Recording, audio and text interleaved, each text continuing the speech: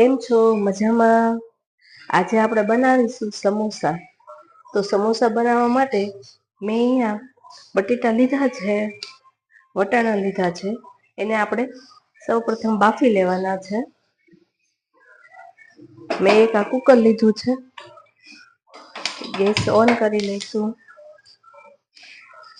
એમાં જરૂર પ્રમાણે પાણી લઈશું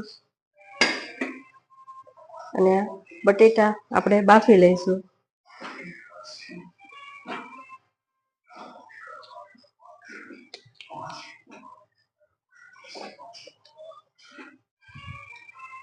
અને આ સૂકા વટાણા પણ આપણે એમાં બાફી લેવાના છે. અને એમાં 1 ચમચી જેટલું મીઠું નાખી દેવાનું છે.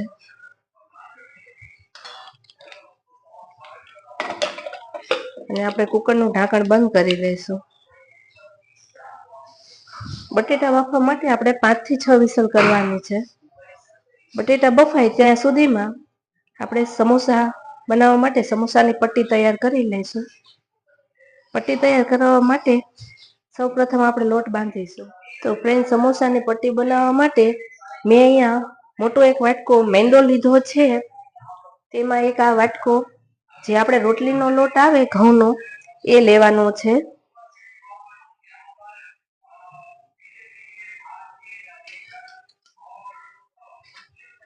એમાં મીઠું નાખી દઈશું. મેં 1 ચમચી જેટલું મીઠું લીધું છે. એમાં મોહન નાખી દઈશું. મેં મોટી 5 ચમચી જેટલું તેલ લીધું છે.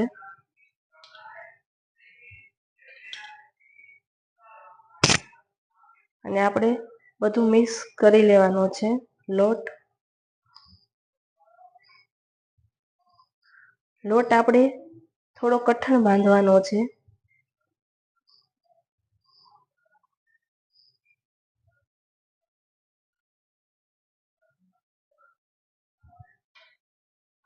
આપણે થોડું થોડું પાણી નાખશું. બધું પાણી એક સાથે નહીં નાખી દઈએ.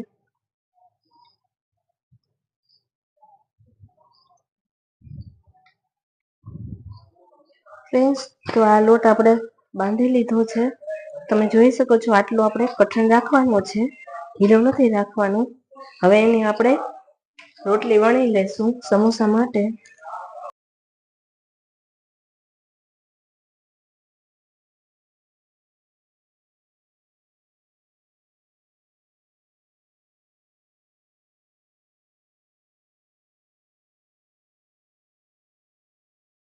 રોટલી આપણે બહુ જાડી નથી રાખવાની,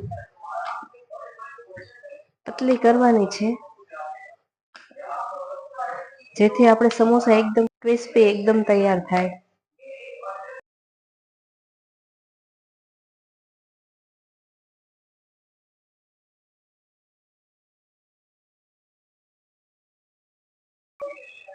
આવી રીતે આપણે બધી રોટલી વણી લેવાની છે.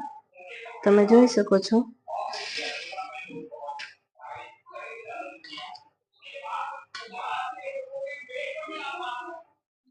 બધી રોટલી તૈયાર થઈ જાય પછી આપણે એને શેકી લેવાની છે. આ રોટલી બધી આપણે વણી લીધી છે. તમે જોઈ શકો છો. હવે એને શેકી લેવાની છે. બહુ નથી શેકવાની, માઇનોર એનું મોઇશ્ચરાઇઝર ચેન્જ થાય ત્યાં સુધી શેકવાની છે.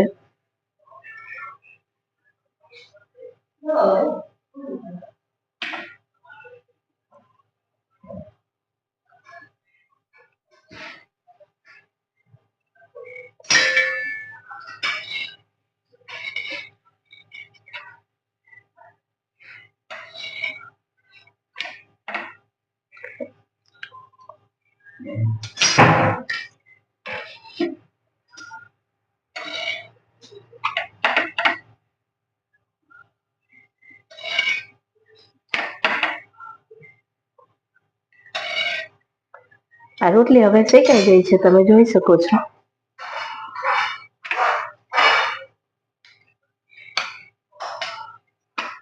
બધી રોટલીને આવી રીતે શેકી લેવાની છે. ફ્રેન્ડ્સ, આ બધી રોટલી આપણે શેકી લીધી છે. તમે જોઈ શકો છો આવી રીતે માઇનોર શેકવાની છે. હવે આપણે સમોસાનું ચૂંદો તૈયાર કરી લેશું. ફ્રેન્ડ્સ, તો આપણે આ બટેકા પણ બફાઈ ગયા છે એકદમ સરસ, અને આ વટાણા પણ બફાઈ ગયા છે. હવે આ બટેટાને આપણે ફોલી લેવાના છે. બધા બટેકા આપણે ફોલી લેશું. ફ્રેન્ડ્સ, આ બટેકા ફોલી લીધા છે. હવે બટેકાનો ચૂંદો તૈયાર કરી લેશું. આ બટેકાને આપણે મેશ કરી લેશું.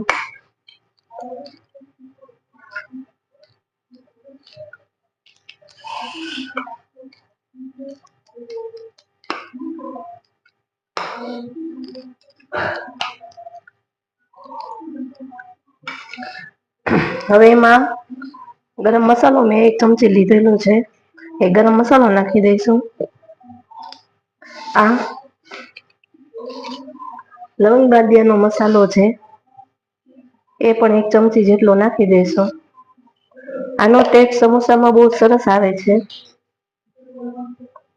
અને આ મેં મિક્સરમાં ગ્રાઇન્ડ કરેલું છે. મરચાં અને આદુ બે એ પણ આપણે નાખી દઈશું. હવે સ્વાદ પ્રમાણે મીઠું નાખી દઈશું. આપણે બટેકા બાફતી વખતે મીઠું નાખ્યું હતું, એટલે મીડિયમ નાખીશું. અને મેં આ કોથમીરના પાન લીધા છે.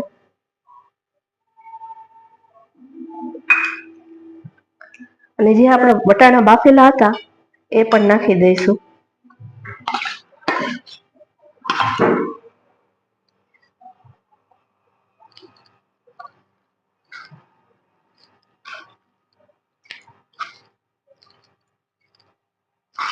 બધું સરખું મિક્સ કરી લઈશું.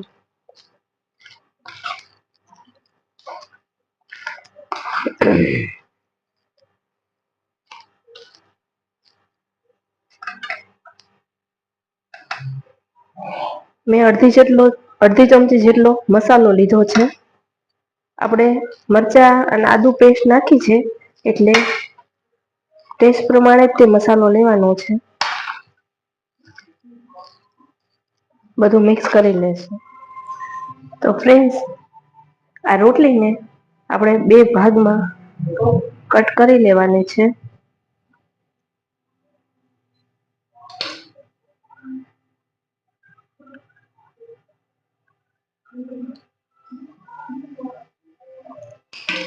આવી રીતે મેં 2 ભાગમાં કટ કરી લીધી છે.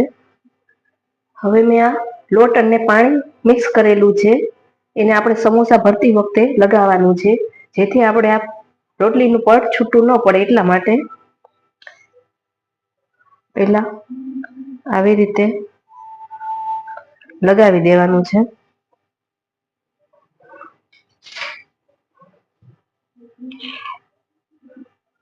પછી બટેકાનું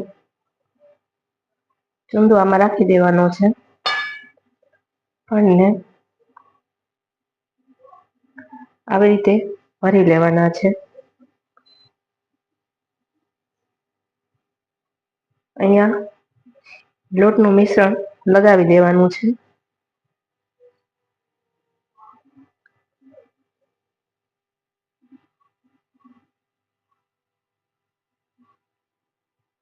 તમે જોઈ શકો છો આવી રીતે બધા સમોસા ભરી લેવાના છે. એકદમ સરસ તૈયાર થઈ જશે. આ રીતે તમે જો સમોસા બનાવશો તો એકદમ ક્રિસ્પી અને ટેસ્ટી થશે.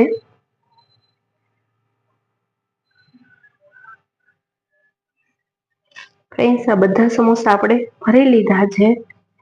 હવે એને આપણે તળી લઈશું. મેં તળવા માટે આ તેલ ગરમ કરી લીધું છે.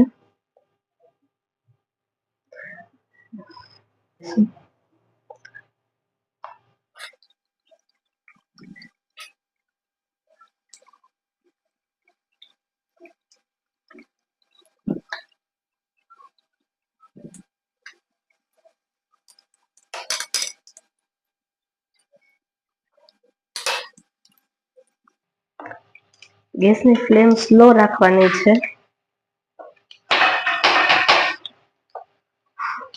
ફૂલ ગરમ તેલમાં જો તળશો તો એકદમ સમોસા ક્રિસ્પી નહીં થાય અને અંદરથી કાચા રહેશે.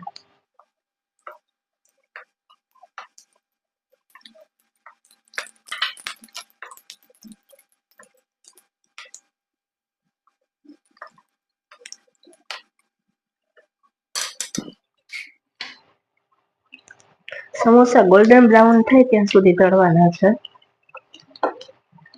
સમોસા તળાઈ ગયા છે, એને હવે આપણે પ્લેટમાં કાઢી લઈશું.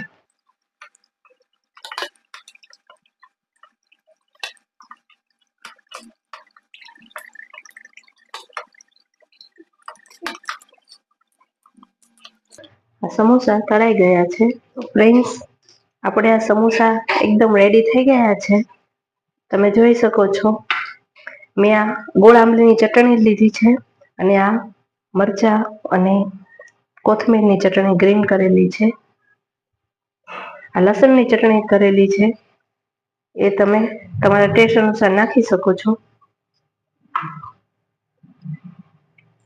તો આ રેડી થઈ ગયા છે સમોસા. તમને આ રેસીપી કેવી લાગી તે કોમેન્ટ બોક્સમાં જરૂરથી જણાવજો. ત્યાં સુધી નવી રેસીપી સાથે નવા વિડીયોમાં મળશું. આવજો. જય શ્રી કૃષ્ણ.